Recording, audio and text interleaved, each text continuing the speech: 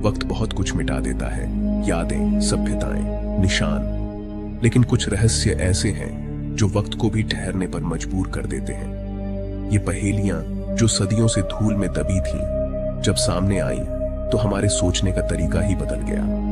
ये सिर्फ पत्थर या हड्डियां नहीं, ये अपने समय की कहानियां हैं जो आज भी हमें घूरती हैं और सवाल पूछती हैं जिनका जवाब शायद कभी न मिले। इंसान ने हमेशा अतीत को समझने की कोशिश की है।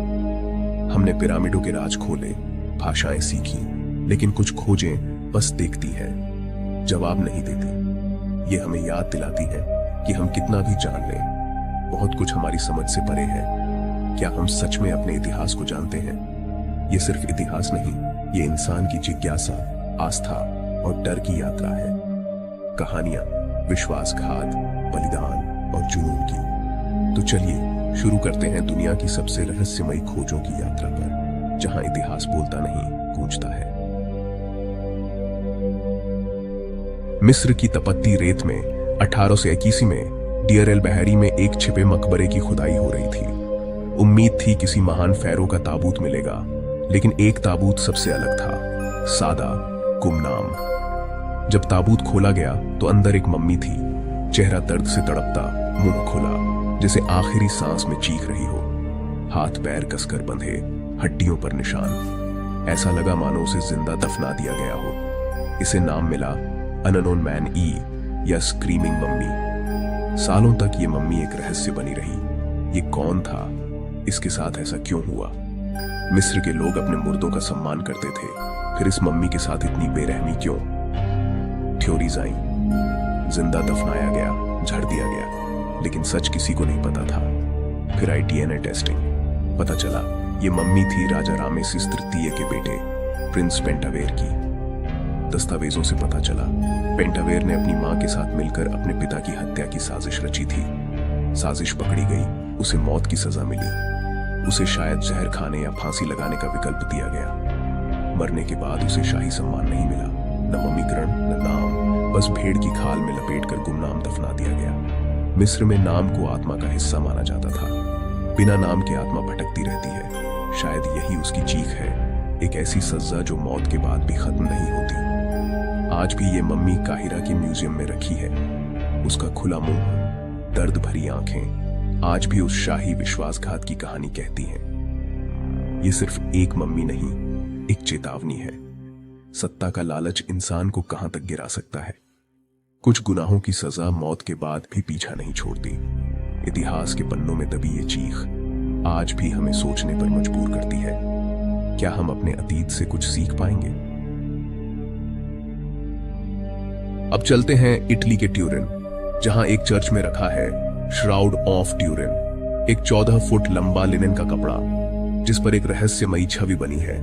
इस छवि में एक आदमी है, हाथ पैर में कीलें, सिर पर कांटों का ताज, शरीर पर घाव। मानने वाले कहते हैं यही ईसा मसीह का कफन है। आस्था रखने वालों के लिए यह कपड़ा चमत्कार है, मसीह की मौजूदगी का सबूत। लोग दूर दूर से इसे देखने आते हैं, लेकिन विज्ञान के लिए ये एक पहेली है। सबसे बड़ा सवाल, ये छवि बनी कैसे? न पेंटिंग, न फोटोग्राफी, तो फिर कैसे? 1988 में कार्बन डेटिंग हुई। रिपोर्ट आई कि कपड़ा मसीह के समय से 1300 साल नया है। वैज्ञानिकों ने इसे नकली करार दिया, लेकिन आस्थावानों ने कहा जिस हिस्से की जांच हुई वो असली नहीं, मरम्मत वाला था। बहस और गहरी हो गई। कुछ स्टडीज में कपड़े पर यरूशलेम के फूलों के पराग मिले, कुछ में एबी ब्लड ग्रुप के खून के धब्बे। सबसे हैरान करने वाली बात, इस कपड़े की छवि को नेगेटिव में देखने पर यह एकदम फोटोग्राफिक नेगेटिव जैसी दिखती है। विज्ञान और आस्था की ये लड़ाई आज भी जारी है। क्या ये इतिहास का सबसे बड़ा धोखा है या आस्था का सबसे बड़ा सबूत? श्राउड ऑफ ट्यूरिन आज भी ट्यूरिन के कैथेड्रल में रखा है, अपने रहस्य के साथ। सच क्या है कोई नहीं जानता। ये कपड़ा आज भी सवाल पूछता है। क्या हम कभी सच जान पाएंगे? शायद नहीं, और शायद यही इसकी खूबसूरती है। इंग्लैंड के सेलिसबरी मैदानों में खड़ा है स्टोनहेंज, विशाल पत्थरों का घेरा जो 5000 साल से मौसम और वक्त का सामना कर रहा है। सबसे बड़ा सवाल, इतने भारी पत्थर बिना किसी आधुनिक तकनीक के यहां लाए कैसे गए? कुछ पत्थर 250 किलोमीटर दूर वेल्स से लाए गए थे। लकड़ी के लट्ठे, रस्सियां, इंसानी ताकत, ये सब मिलकर भी आज के लिए चुनौती है। उस जमाने में तो कल्पना से भी परे। पत्थरों को खड़ा करना, एक के ऊपर एक जमाना, ये दिखाता है कि बनाने वाले सिर्फ मजदूर नहीं, कुशल कारीगर थे। लेकिन सबसे बड़ा रहस्य, इसे बनाया क्यों गया? कब्रगाह, खगोलीय वेधशाला या कुछ और? खुदाई में इंसानी हड्डियां मिली। शायद ये किसी खास लोगों का कब्रिस्तान था। एक थ्योरी कहती है ये प्राचीन कैलेंडर था। समर सोल्स्टिस पर सूरज एक खास पत्थर के ऊपर से निकलता है। इसका मतलब बनाने वालों को खगोल शास्त्र का गहरा ज्ञान था। कुछ मानते हैं ये हीलिंग सेंटर था, कुछ कहते हैं एलियंस का काम है।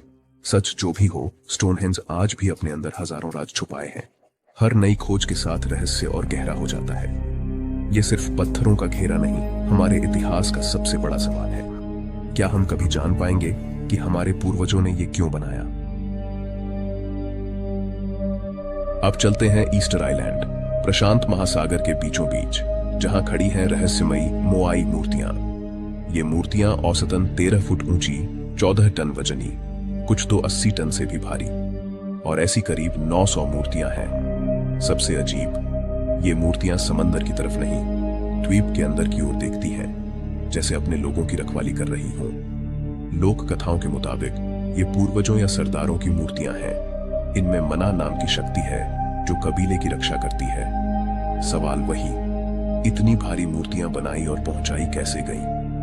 खदान से निकालकर दूर दूर तक ले जाना आसान नहीं था। एक थ्योरी कहती है लकड़ी के स्लेज पर खींचा गया, लेकिन द्वीप पर पेड़ बहुत कम थे।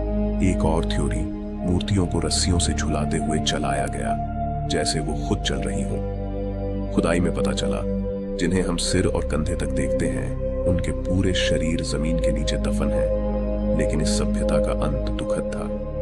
पेड़ काट काट कर द्वीप बंजर हो गया, खेती बर्बाद, लोग कम हो गए। कबीलों में लड़ाइयां शुरू हुई, एक दूसरे की मूर्तियां गिराई गईं। ये कहानी है अपनी ही बनाई चीजों से बर्बादी की। आज मोआई खामोशी से खड़े हैं, हमें हमारी गलतियों की याद दिलाते हुए। क्या हम अपने पर्यावरण से कुछ सीखेंगे? अब चलते हैं तुर्की के गोबेकली टेपे, एक पहाड़ी जिसके नीचे छुपा था इतिहास का सबसे बड़ा रहस्य। 1994 में खुदाई शुरू हुई। मिले पत्थर के विशाल घेरे, टी शेप के खंभे, 18 फुट ऊंचे, 20 टन वजनी। जब इनकी उम्र पता चली, 12,000 साल, यानी स्टोनहेंज और पिरामिडों से भी हजारों साल पुराने। अब तक माना जाता था इतने पुराने समय में इंसान सिर्फ शिकारी था, खेती नहीं जानता था।